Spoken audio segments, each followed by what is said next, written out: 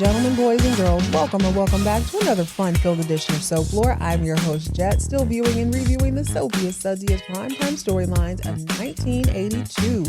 We're back on the West Coast, still doing the absolute most. So whether you're new to this or true to this, I want you to sit back and enjoy. Tell the kids it's time to play outside or out of sight. Tell babe no questions, suggestions, or concerns for the next 25 to 35 minutes. Everyone else in earshot, you can be cool, you can be quiet, or you will be kicked out. Those are your only options, baby, because we are watching our stories. Ladies and gentlemen, boys and girls, this is Soap Lore.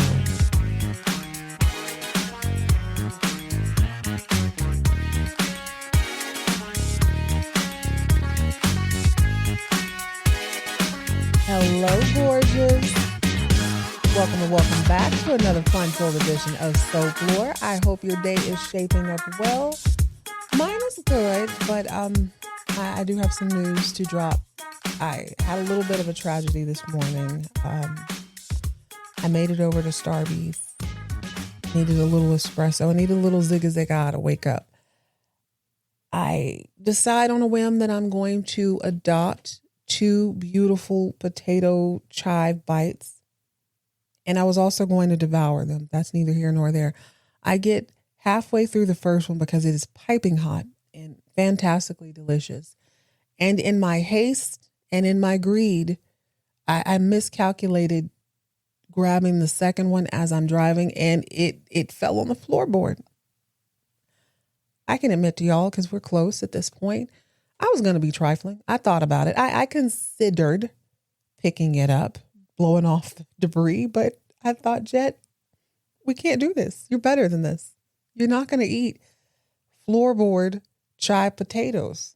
How are you going to look your family in the face knowing that you ate floorboard chive potato bites? And so with a heavy heart and a very reluctant hand, I had to pick it up and toss it out the window. Unfortunately, I lost a potato bite this morning. I know.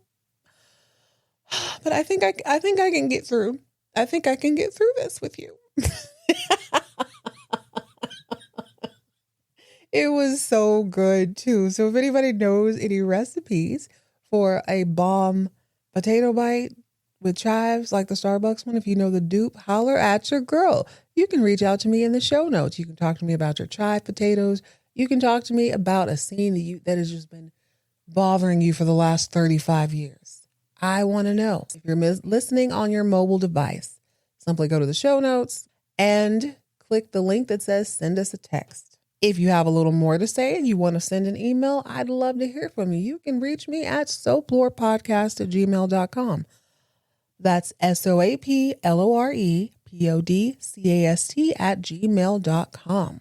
If you have something to say and you ain't got time to be typing and all that mess, I understand, because my hands are butterfingers this morning. Yours might be too. You can hit the record button and send your girl a voice note. I want to hear from you. Let's go ahead and get this thing shaking, okay?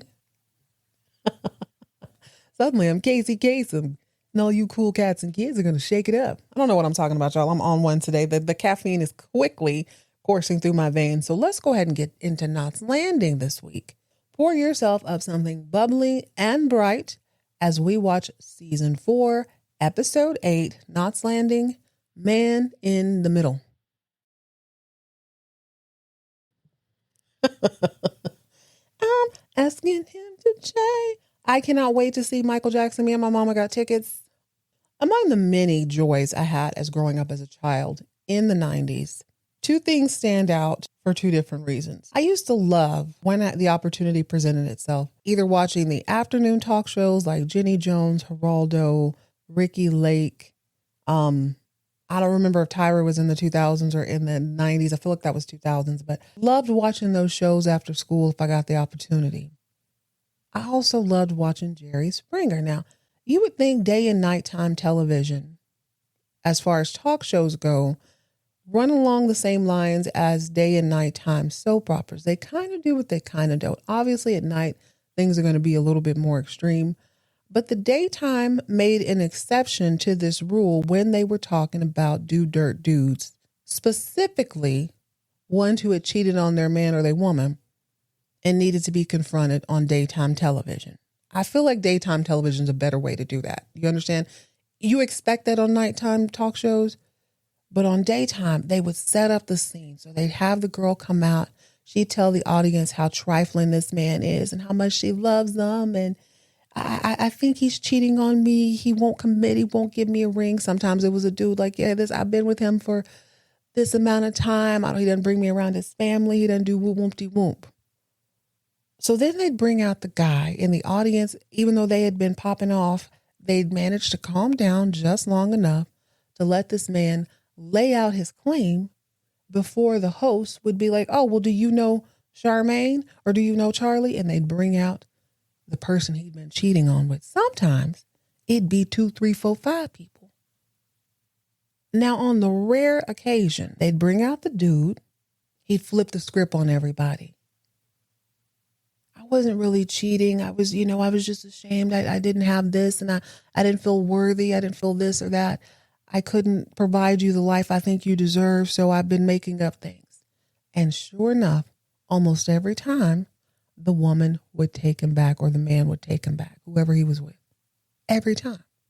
I wish they did more follow-ups on those shows because I think this is my first time in my life as a kid. I'm experiencing what you would call now, you got a metrosexual, which is basically a straight man who has heeded the advice of women and gay men and started washing his behind, plucking your eyebrows, combing your hair. Basically a man who likes to groom himself. That's harmless. He just wants to look good. You've got your globosexuals, Globo, who basically just want to travel. The only reason they go to work or even connect with people is so they can connect enough funds to travel around the world. Nomads, if you will. That doesn't really hurt because you know what the game is right away.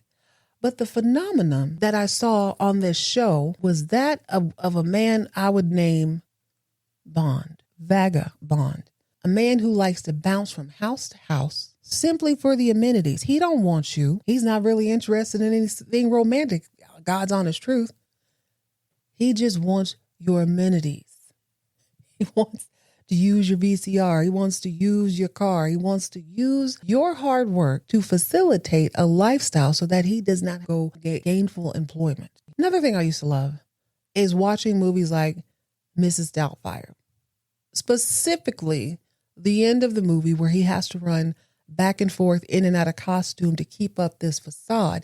Because even though you're rooting for him, there's a little part of you that kind of wants him to get caught just to see what will happen. This episode of Knots Landing today combines the vagabond, the AKA the hobosexual man, and the ripping and running of a mid-90s family film like Mrs. Doubtfire. And when you combine the two, it is so delicious and so trifling. I don't even know how I feel about this episode, really.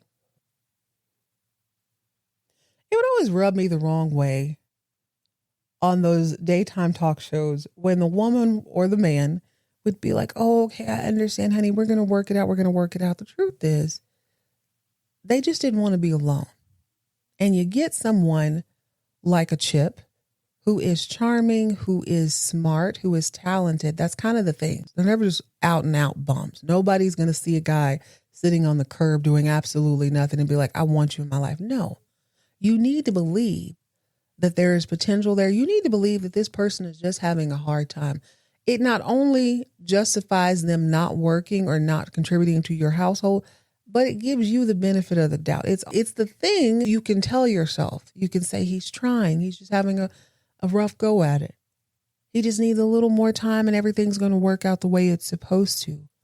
But in actuality, this man is somewhat of a genius.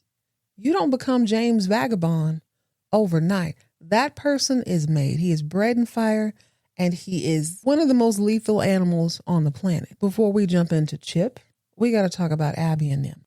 So the episode starts out with Abby sitting at Richard's restaurant. She is going over the books. When last we left, she had basically strong-armed him into signing a contract that Gary is none the wiser about, stating that if Richard don't pay any amount of his bills on time, she and Gary are going to snatch up this restaurant with the quickness. Richard, I don't even want to say he reluctantly signed the contract. He was just like, do Gary know about this? She said, don't worry about what Gary knows about. I know about it. You going to sign it or no? You want this money or no? Richard says, fine. He signs it over. And on scene number 1 on this show, he's in his Amazon era. The first thing we see is this giant delivery. He's opening a box, and one of the most beautiful, over-the-top espresso machines appears before our very eyes. Abby can't even believe this fool just bought a whole ass machine. Sir, Richard, come here. Let me holler at you, Playboy. Come here. Come have a seat. Richard, stop spending all this money. Me and Gary didn't give you this money so you can run amok buying coffee makers and what's wrong with the Mr. Coffee in your kitchen? Richard's like, Abby, there you go. Just because you have a stake in my company don't mean you know nothing about my company. Don't mean you can tell me what to do. This is the best of the best of the best. My people need the finest espresso. She said, look, fool, if you don't stop spending money, you finna be broke and this finna be mine. Stop spending all this money. Keep your behind off Amazon or it's going to be a problem, okay? Let me see one more package get delivered to this restaurant. It's going to be a problem, Richard. Abby actually cracks me up this whole episode.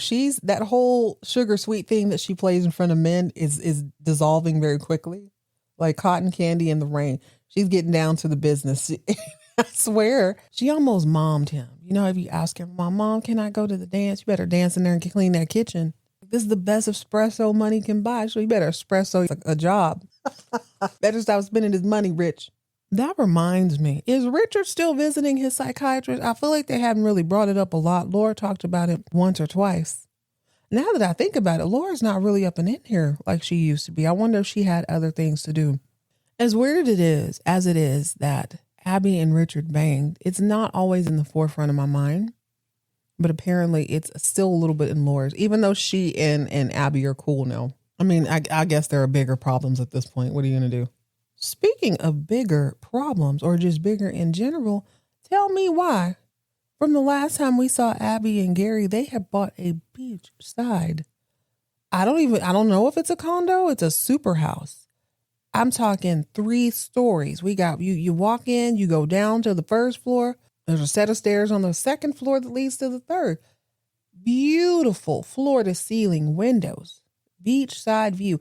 Now it is 1982, so without question, everything is brown. It is a little dark. It's kind of hard to see in there, but Gary, you ain't got no problem spending that money, and I'm actually not mad at it.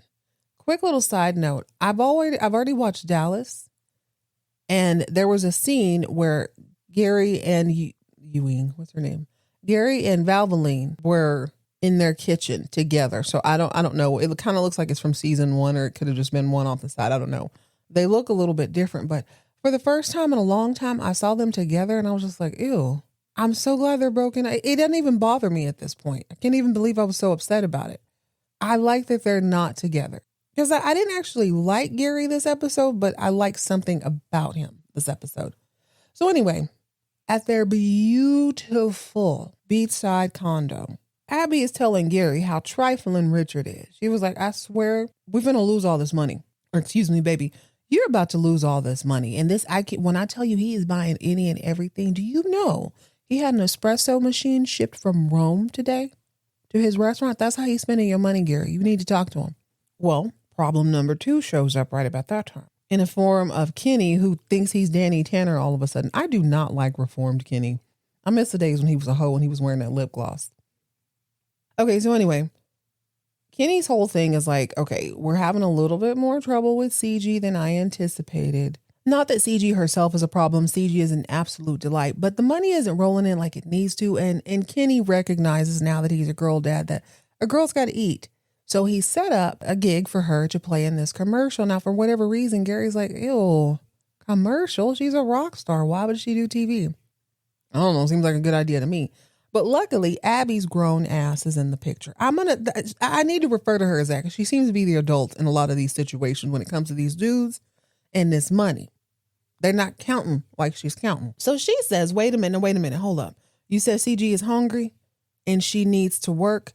What if I got her a job at a restaurant? And Kenny and Gary are like, not like as a server. She's like, no. Richard needs to bring in some more patrons to offset this money he's spending on cappuccino machines and crystal glasses and whatnot. So what if CG could sing there at night? You know what I'm saying? We could bring in people. It'll bring in a fresh crowd. We can serve alcohol and espressos, apparently. She can eat. I'll make sure she gets a plate. And she can sing. And she can be exposed and whatnot. And they're like, hey, this is a fantastic idea. 90s kids, doesn't this remind you of the Peach Pit?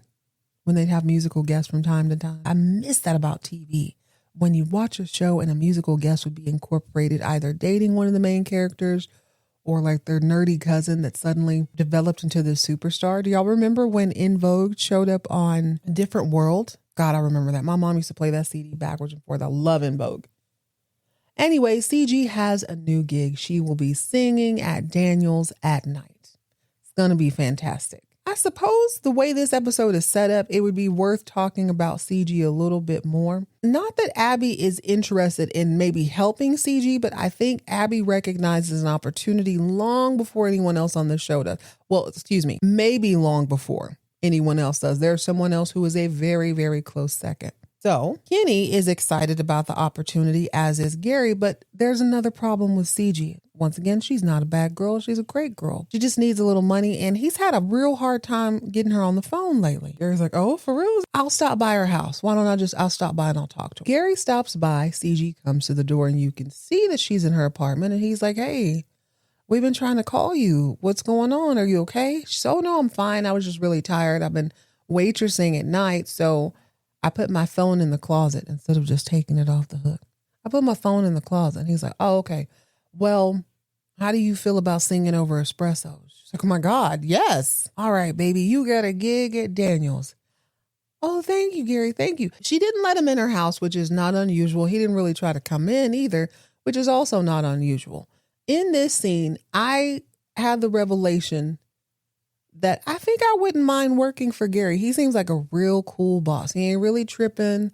You can spend your money any way you want. You can spend your time any way you want. He don't really care. Like, okay, well, cool. As long as you'll do it, do what you need to do. But CG's acting funny because she's keeping a little bit of company in her house. Introducing a man we're already a little bit familiar with, Mr. Chips Ahoy, a.k.a. Chippity Doodah, yo girl, the resident hobo, H-O-B-O, sexual, and James Vagabond. He's slick, he's sleek, and he's laid up in CG's crisp yellow sheets post-coitus. For whatever reason, CG did not want Gary to know that Chip is laid up in her bed. I'm trying to figure out why that would matter, unless she sees Gary like a father figure, which she might. I don't know how old anybody is on this show. I mean, I know their real ages thanks to you guys, but didn't really, I don't know. I don't see why that would matter. Maybe it's because he's her manager, but I certainly don't think CG should have to answer to who's in her bed, especially the two men who sneak around and do what they want to do anyway. Let's do a little recap. Chip is having some sort of relationship with Lily Mae. I kind of think is a lot more of the platonic. Valine does too, but we'll get to that. But he's having some sort of relationship with Lily Mae, getting 3 square home-cooked Southern fried meals a day, a roof over his head, fresh sheets, someone to stroke his ego. It is magnificent. When he gets a little bored with Lily Mae, he simply walks outside and 45 feet to the left, he goes over to Diana's house. Diana is young and bright-eyed, and she adores him. And apparently Diana has access to the country club. This is the first time this has ever been brought up on this show. Apparently, Karen and her kids go to the country club. They do not strike me as that type, but I guess business is really, really good at Knots Landing Motors. So when Chip is bored, he hangs out with Diana, who will provide him with an automobile. He'll drive the illest and the latest thanks to her. They can go do kids stuff. They can go play tennis at the country club, which also happens to be crawling with the who's who of LA, I suppose, or this suburb of LA. It's kind of weird. So after a particularly sweaty game of tennis, which Diana wins, probably because he let her win, she bumps into an old man who made me very uncomfortable. He's got on all white, the hoest of host shorts. He's got on the Daisy Dukes and the polo combo. He says, hey, Diana, would you like to get together? I hadn't seen you in a while. I'm so-and-so's dad. She's like, oh, yeah, hey, this is my friend Chip so-and-so. Chip is what the heck is Chip? He's a publicist. Chip sees this as an opportunity. He talks a little bit about Valine. The dude's like, well, cool, we'll get together. So not only does Diana provide transportation and recreation, she has now opened the door to him elevating his status via a career. Now, this is where it gets tricky. I know I said that the hobos, we'll refer to him as a hobo from this point on. The hobo, aka James Vagabond, likes your amenities. Amenities don't always have to be within a building. It could be your social circle. It could be your potential. A lot of these dudes on the daytime talk show would pick single moms and they would live off of their child support and the sweat of their brow. So she's providing doors that the other girls can't open. Now, CG, best I can tell, CG is on the road to success, much like Valine. So if nothing else, he can attach his name to CG and to Valine to give him a little bit more validity so that when he finds his even richer broads, it'll be easy. You know what I'm saying? You see how this works? You see what I'm saying? You got to be good looking and you have to be talented in order for this to work. He's both and he's charming. I don't know Chip's backstory and I don't know if we'll ever get that backstory, but I've created one of my own and this is what I'm going to run with until I'm corrected. Chip strikes me as a child who was chubby and a little bit insecure about it. Kids in the neighborhood didn't like Chip, not because he was chubby, but Chip was a liar. He was always running at the mouth, always saying something a little bit slick. Probably got beat up more times than a little bit. Strikes me as not having a father in the home. Not that it mattered because he had like a really doting grandma or he lived with his grandparents and his grandpa was like super mean.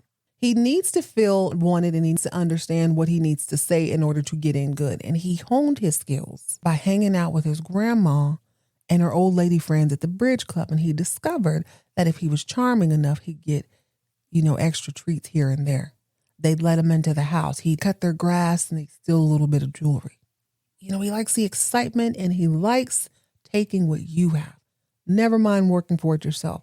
So he developed a taste for older women because they are the easier ones to seduce. Plus, they're more established. That's my opinion. That's the background he's giving. Maybe he had like maybe one of the parents was abusive, locked him in the closet, that kind of thing. Because I do see like he has the ability to snap because he almost wanted to pop off here in a little bit. Let me get back to the story, y'all. Chip now has 3 women in rotation and all 3 of these women have something that they contribute to his lifestyle. So CG, let's go back to Gary and CG. CG comes back to bed, jumps in her butter yellow sheets, tells Chip all about this new gig. Chip immediately follows her to the restaurant where she's doing sound check. He gets on the phone. He's calling all around. He's calling anybody who's anyone, inviting them to CG's debut. I guess it would be a showcase. Is that what we would call it? To her showcase. Resident baddie and somewhat of a vagabond herself, Abby overhears him and there's a look of admiration on her face. Like, dang, that boy's hustling. I like that. I like the hustle in him. She probably recognizes, game recognizes game. She knows he's sleazy. I know that she knows this. I can't prove it, but I know that she knows that he's sleazy because like I said, game recognizes game. I'd really like to see how that develops as time goes on. But anyway, she's holding a mother of the church dress in white. He gets off the phone. Chip does, comes over to Abby and is like, who's wearing that? She's like, your girlfriend will wear this. She said, my girl is young and sexy, Abby. Come on now. You know what it is. Get her something a little more hoochie. We trying to fill this room up. And Abby's like, you know what? I'm with you when you're right, Chip. You right. Let me go to my stash and see what else I can find. It is a little bit annoying to watch Gary and Kenny in the background. I don't buy it. Neither one of them have rhythm. Neither one of them have taste. I cannot believe that they would actually be any good at getting this girl a record contract. Maybe, I guess, considering Kenny works in the record business, which I wish they had found him a different profession for this show. I guess I'm supposed to believe he'd be good at it. I do believe Gary is good at the business act, but Abby at the helm, I get the feeling she's not going to let this fail. This is where it starts to get fun.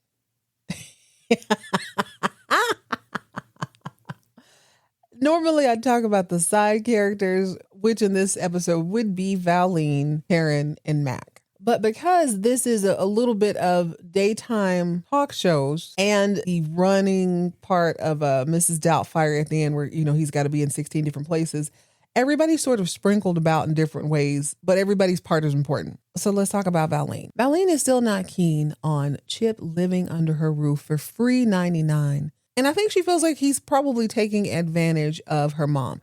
Doesn't seem like either one of them know that he was fired from the original agency. So the question remains, who really is representing Valine? That's an interesting take, because just because he's fired doesn't mean that she would be let go as a client. So Chip goes home, to Valine's home, that is, and he is all too giddy because the guy in the hoochie shorts who was talking to Diana invited him to an event on Saturday night at the country club. That's the same night that CG has her artist showcase or whatever at Daniel's. Chip is a natural born liar. Lily Mae is too.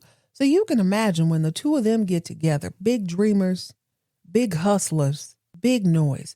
At some point after finding out that CG has got her showcase, Chip goes home to talk to Lily Mae and have a fire breakfast that she prepared from her own hands, wet of her brow. Now he's wearing a hideous sports coat and he's telling Lily Mae that I got invited to the country club. I'm going to be able to talk to these people and I need to hobnob.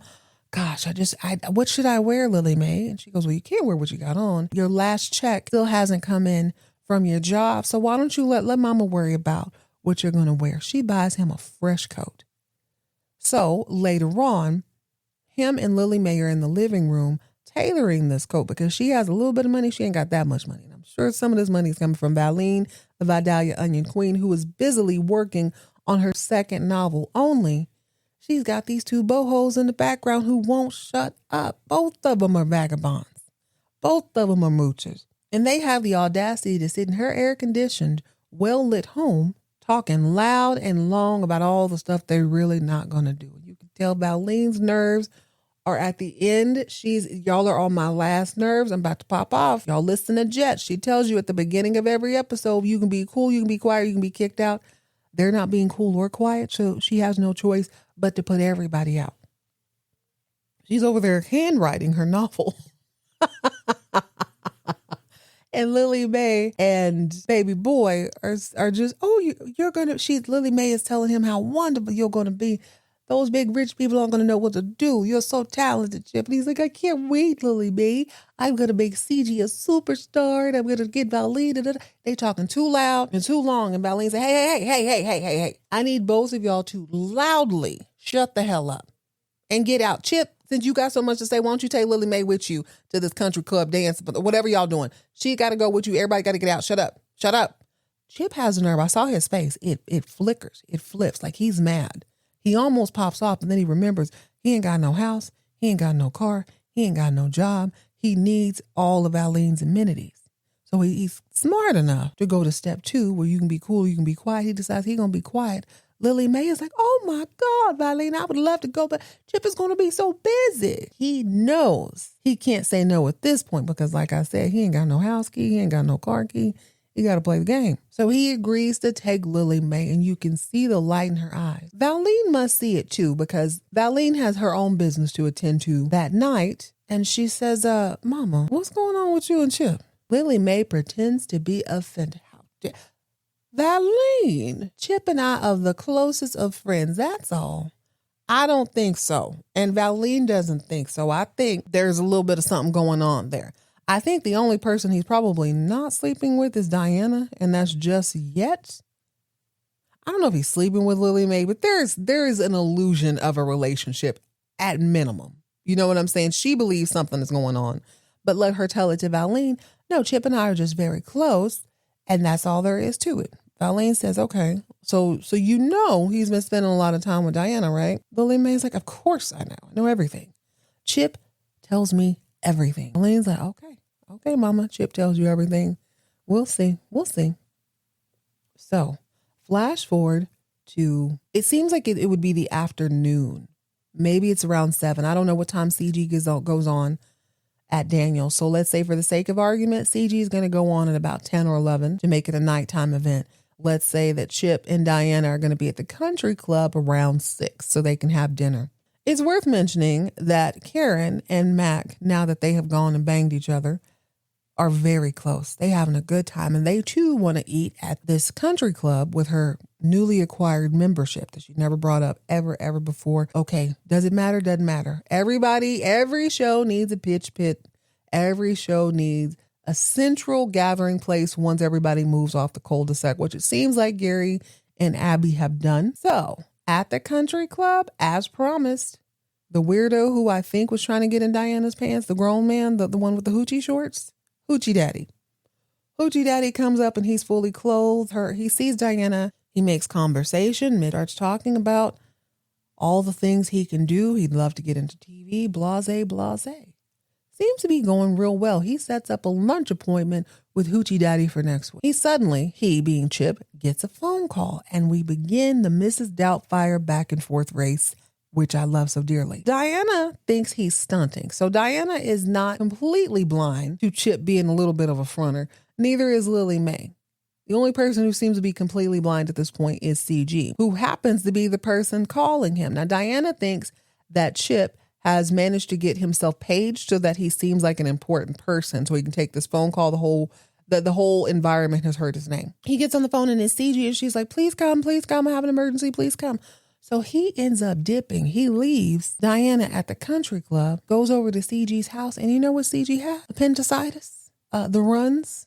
Did she drop her chive potato bite? No. I just wanted to see if you would come over. He almost calls her out her name. I could tell he got annoyed. He's CG, I know you did not just call me away. I was in the middle of talking to a record executive. What the F? I'm sorry. I just needed you. I just wanted to see if you would come. I'm so nervous. So I guess they gone and bang it out real quick. Meanwhile, Diana's looking long-faced and lonely at the club because it's been several hours. It's been well over an hour and a half. Mac makes the mistake of pointing that out. Like, hey, where'd your boyfriend go? Diana's pissed because I forgot to say that she and Karen were having dinner. Karen, Mac, and Chip were supposed to have dinner at the country club. That was her whole reason for being there, and to say hi to that guy. When Karen, Diana, and Mac are sitting at the table and Chip is not there, Mac, like a normal person, is like, where's your boy? It's been like hours. Diana gets mad. You need to mind your business. He's at where he's at and don't worry about it. He'll be back when he gets back. She gets mad. This tension between them, I get it. She doesn't really know Mac, and he does have a personality that I feel like you either love or hate, and she hates it. He's trying to work on it with her. That's neither here nor there. Chip does eventually come back, and she immediately forgives him because she's a baby. She's 18 years old? She tries to convince him to take her up the beach to Malibu so they can do a little more in the privacy of a wide open beach, because Diana also does not have her own home. You see what I'm saying? She is useful for her connections and her mama's automobile business. The whole plan was for Chip to go back, smooth things over with Diana so he can keep driving her automobile, and then drop her like a bad habit so that he can go watch CG perform. You see how that works? Only Mac comes in to sort of block a little bit. Mac and Karen walk over to Diana and Chip, where Chip is explaining to Diana that he can't drive her home because that artist he represents, CG, she has an opening and he's got to get over there. So maybe your mom and her boyfriend can take you home. Well, Mac is like, yo, I heard CG was very talented. Karen's like, yeah, I heard she was good. Max says, well, hey, why don't we all go over to Daniel's? That way we can just ride together. We can all go over there and watch your girl perform. Chip's face flips one more time. That mask is slipping off. He's like, damn. Of course, sure, that sounds like a wonderful idea. So now he has no choice but to have his women, 2 out of his 3, or 66%, 2/3 of his current insurance plan, I guess you could call it, these women, in the same place at the same time. Meanwhile, Lily Mae is at home in her purple and polka dots. She done borrowed Balene's pearls. She is patiently waiting for this young man to come and pick her up and take her to Daniel so that she can watch him do his thug thizzle. You know that hurts too, because you know Lily Mae feels like she needs to be in CG's position. She is a superstar. She is a star. She is a star.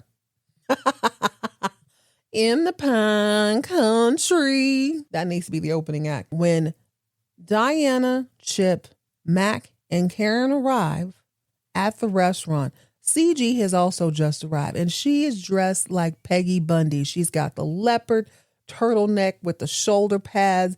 I'm assuming she's wearing Sandy's hot pants from Grease, and a pair of mules from Candy. Real Peggy Bundy with the mullet. Abby has heeded Chip's advice and went and got her a gold lame spaghetti strap dress, and she looks phenomenal. It looks so good on her. It really does.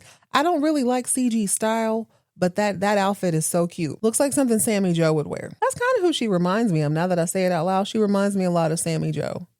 It's probably just the hair at this point and the cheekbones.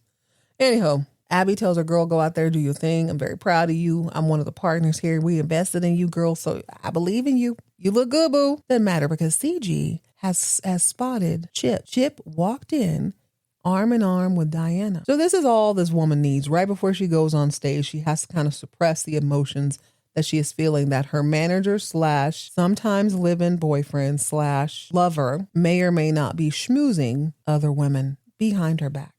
When Chip comes backstage to try to smooth things over, Abby excuses herself, and CG is clearly a little upset, and he's like, don't be like that. I'll see you after the show. And she goes, well, I don't know. Can you squeeze me in between the little girl and the old lady? He goes, oh my God, I forgot a Lily Mae.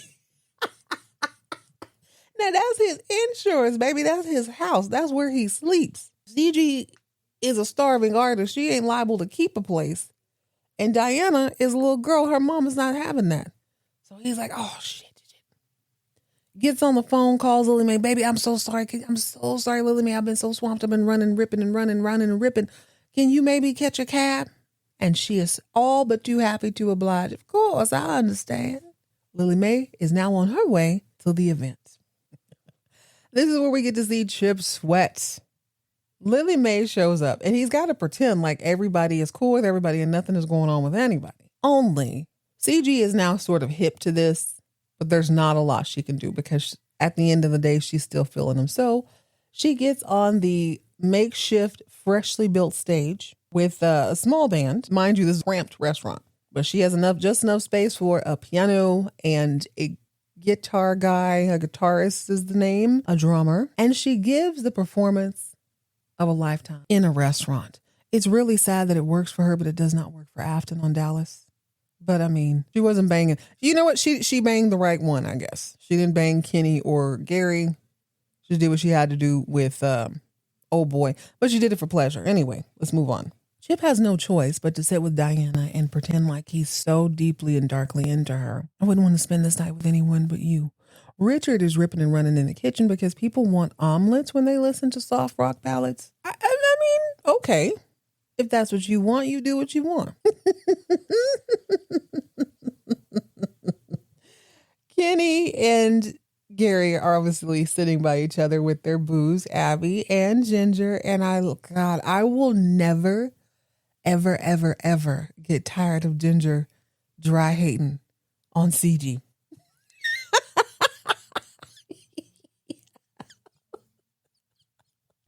Girl, CG is on stage. She's got on the dress. She looks good. She sounds even better. Ginger is sipping her cocktail like,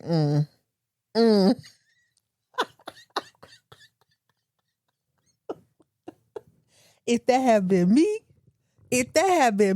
on stage, that's what she's giving. She's hating so hard. Like, man, Kenny, go give me an omelet.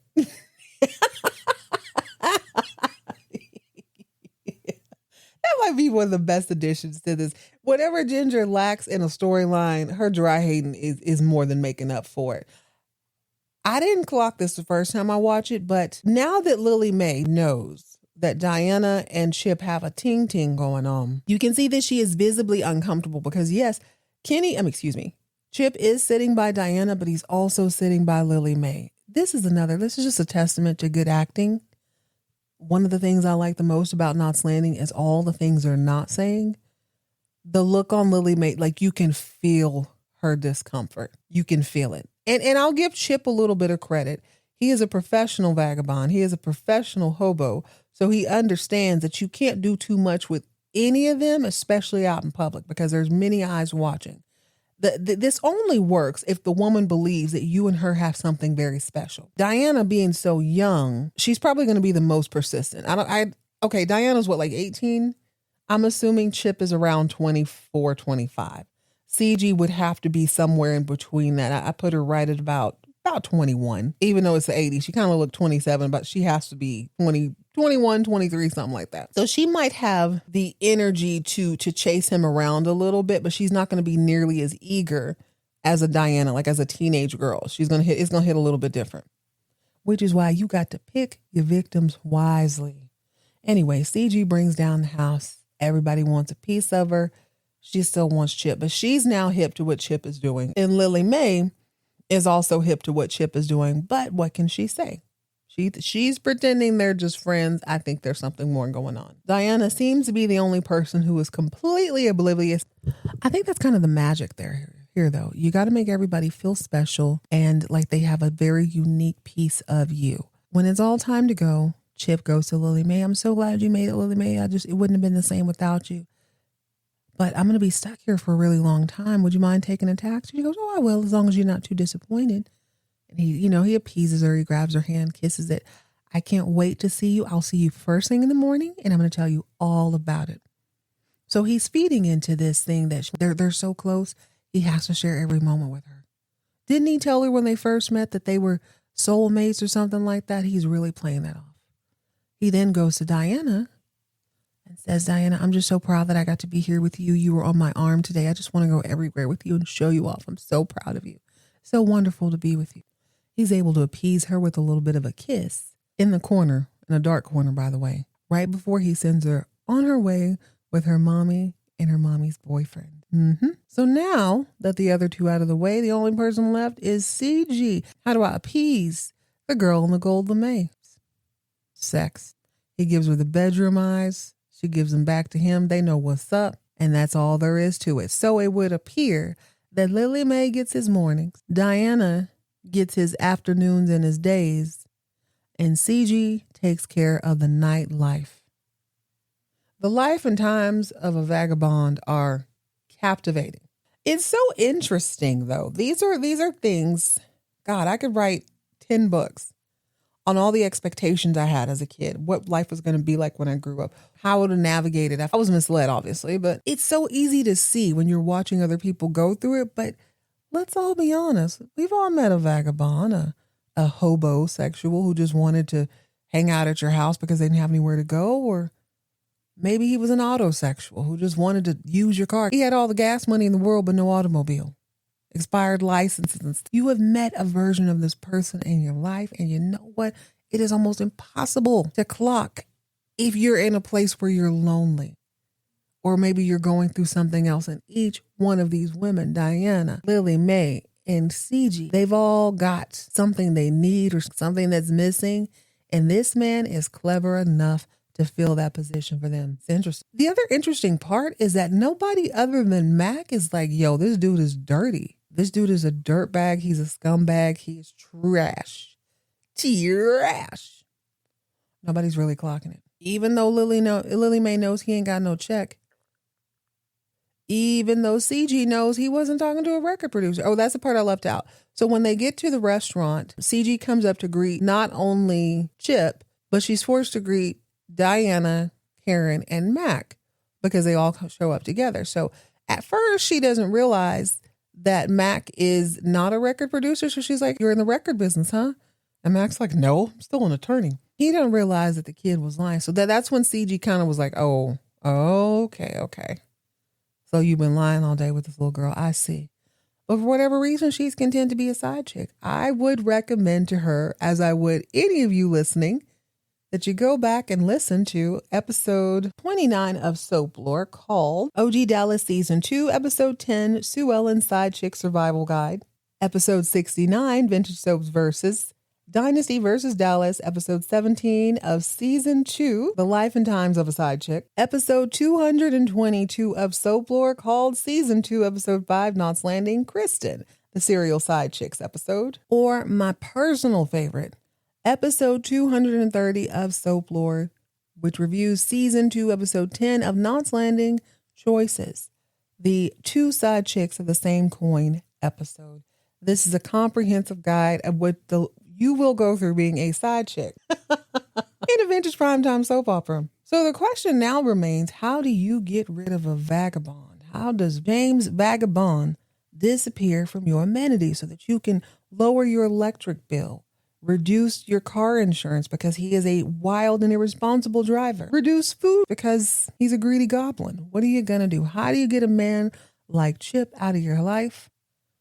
I suspect and I predict the only way to get rid of a Chip is if an even bigger, shinier, more dynasty-esque woman arrives and that she is also a little bit insecure and will scoop him up. That's the only way to do it, or you got to frame him. Doesn't seem like he's on the run, but I can't wait to get into Chip's backstory. If they have one, if they don't, then I'm just going to keep going with mine. The chubby, mouthy kid who was bullied as a child, neglectful or abusive father figure, doting mother/grandmother figure, learned to manipulate women via old women, and then just decided it was super easy. Once he lost the baby fat and became hot, that was all there was to it. That's what I think.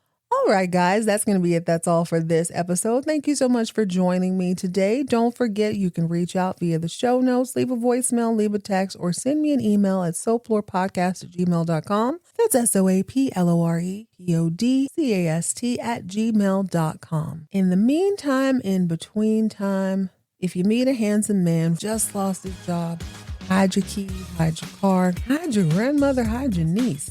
Because one of you three is going to be funding his lifestyle for the foreseeable future.